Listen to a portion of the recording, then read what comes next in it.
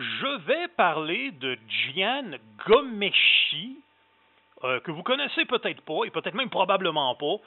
Moi, je sais c'est qui parce que je l'ai vu sur certains Facebook, c'est-à-dire le Facebook de Jean-Philippe Descaries-Mathieu, qui en a brièvement parlé. Comme quoi, Jian Ghomeshi serait quelqu'un qui serait contre les femmes, peut-être. Et j'ai décidé d'aller lire sur lui. Ça fait maintenant quelques temps que je lis sur son histoire.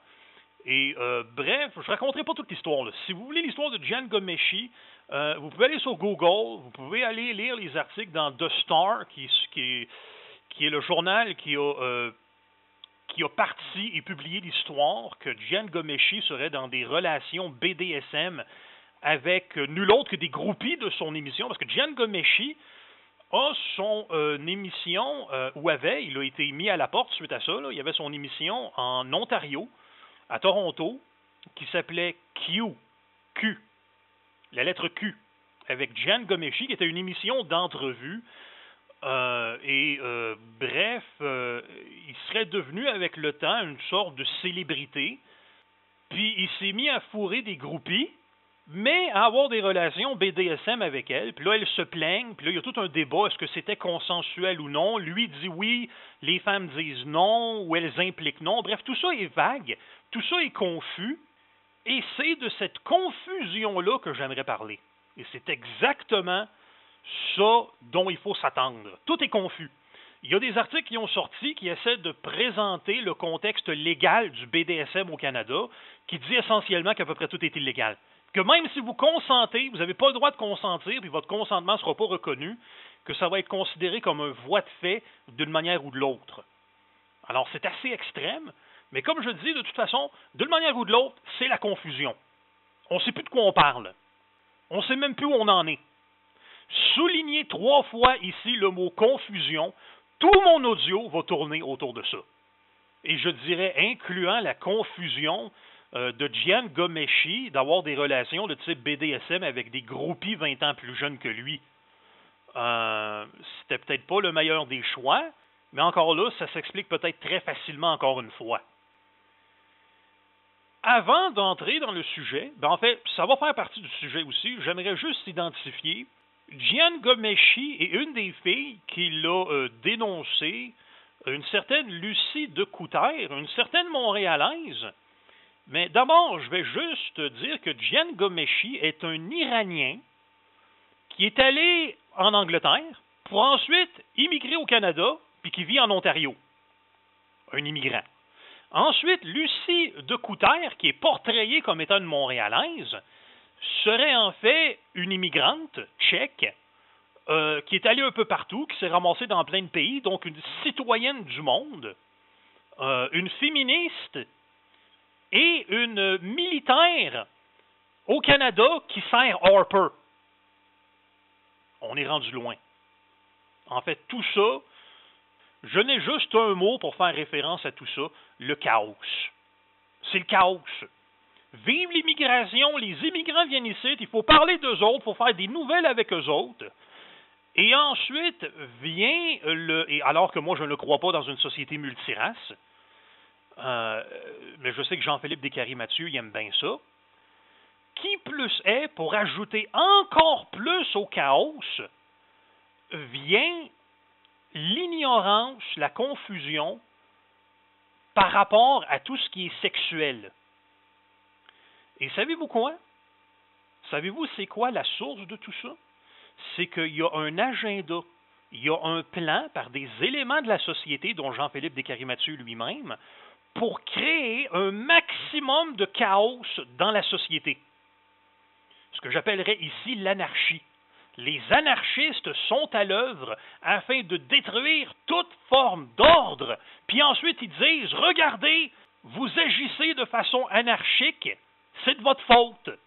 Vous êtes des méchants, vous êtes des pas bons. Jian Ghomeshi, c'est un méchant.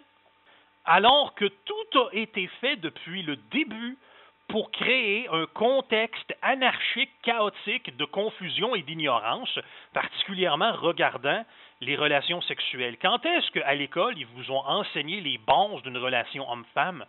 Jamais. Quand est-ce qu'ils vous ont enseigné à frapper une femme ou à donner une punition corporelle à une femme, parce que ça s'enseigne et ça s'apprend. Jamais, parce qu'ils sont contre. Ils sont contre toute forme de punition corporelle envers une femme.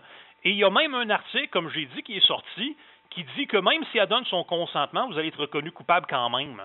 C'est-à-dire que même si vous lui demandez face à face, est-ce que je peux faire ça, et qu'elle dit oui, puis vous le faites, elle peut aller porter plainte tout de suite à la police, puis vous êtes un abuseur sexuel qui va être arrêté, puis emprisonné, puis en prison, ils vont régler vos problèmes de méchants abuseurs sexuels. À noter ici que je n'encourage personne à commettre d'actes illégaux, je n'encourage personne à frapper une femme à cause du contexte légal, mais je reflète, et j'ai le droit de refléter, sur le fait du pourquoi de ce contexte légal et scolaire et systémique dans lequel on entretient en vous une grande confusion sexuelle, dans laquelle les hommes n'ont plus de repères, et dans laquelle les hommes finissent par péter leur coche intentionnellement. Le système est fait pour que vous pétiez votre coche parce qu'on ne vous a jamais enseigné les ABC d'une relation homme-femme. Tout ça rejoint le même argument que j'avais présenté dans le cas de Christy Mack puis War Machine. Et j'avais exposé, et tout ça est reprenable ici, un acteur obscur ou obscurci par les médias. Parce qu'on vous présente juste Christy Mack, War Machine, Christy Mack, Gian Gomeshi, Lucie de Couter, Gian Gomeshi, comme si c'était l'ensemble du monde et de l'univers. Il y a un acteur qu'on ne vous présente pas ici, qu'on a obscurci, et qui est à blâmer les anarchistes de gauche, de droite et les féministes. Mais bref, les féministes, parce que les féministes sont au-dessus du paradigme de contrôle gauche-droite. Autant les gauchistes servent les féministes que les droitistes qui servent également les féministes. Donc les féministes sont obscurcis. Moi, je les remets dans le contexte. Les féministes poussent un agenda de confusion et d'ignorance, et d'anarchie, et de chaos, et ensuite elles vous blâment d'agir de façon chaotique, anarchiste et confuse. Qui plus est? Certains diront que Gian Gomeshi était un narcissique. Certains éléments présentés dans l'histoire semblent indiquer cela. Une des filles a dit que Gian Gomeshi se comportait comme quelqu'un qui était sans barrière. Comment ça se fait donc? Peut-être que parce que depuis votre enfance, vous, les immigrants, les crottés, les mange-marres, les bizarres, les féministes et les professeurs féministes vous ont enseigné que vous ne deviez pas avoir de barrières. Et que quiconque essaie de vous mettre des barrières, essaie de vous saboter puis de vous insulter. Fait que si vous êtes un con, là, puis je vous dis que vous êtes un con, c'est que je cherche à vous insulter. Je cherche à vous mettre des barrières dans la vie. Puis non, vous n'avez pas de barrières. Vous allez faire ce que vous voulez dans la vie. Vive l'immigration.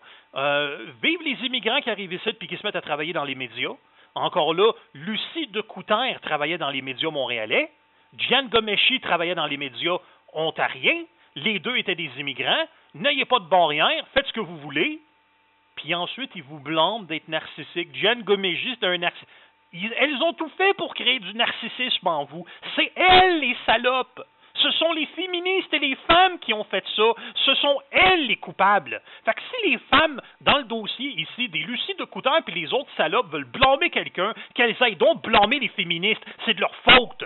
C'est de leur faute. Et Jean-Philippe Descaries-Mathieu prend le bord des féministes, donc c'est la faute de Jean-Philippe Descaries-Mathieu. C'est de sa faute à lui. Vous voulez blâmer quelqu'un? Blâmez Jean-Philippe Descaries-Mathieu. Mais là, c'est bizarre, personne ne veut le blâmer.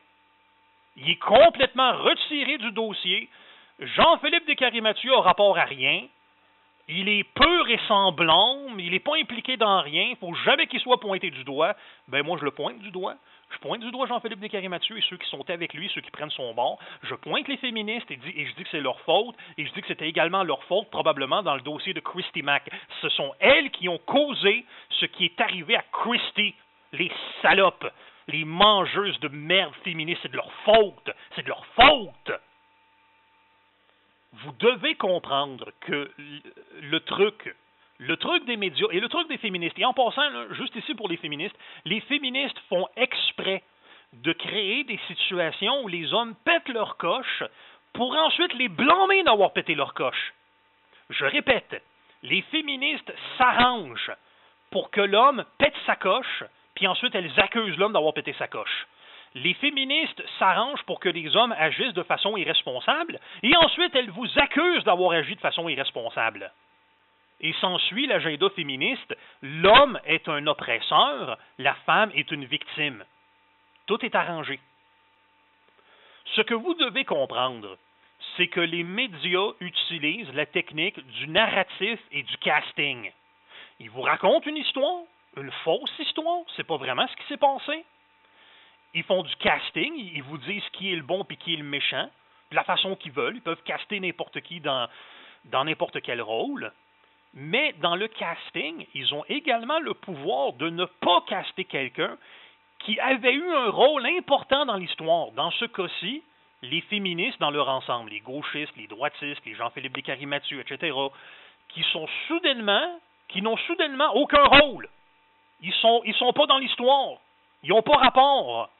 Ben oui, ils ont rapport. Puis ils ont peut-être tellement rapport qu'ils sont peut-être au centre de l'histoire.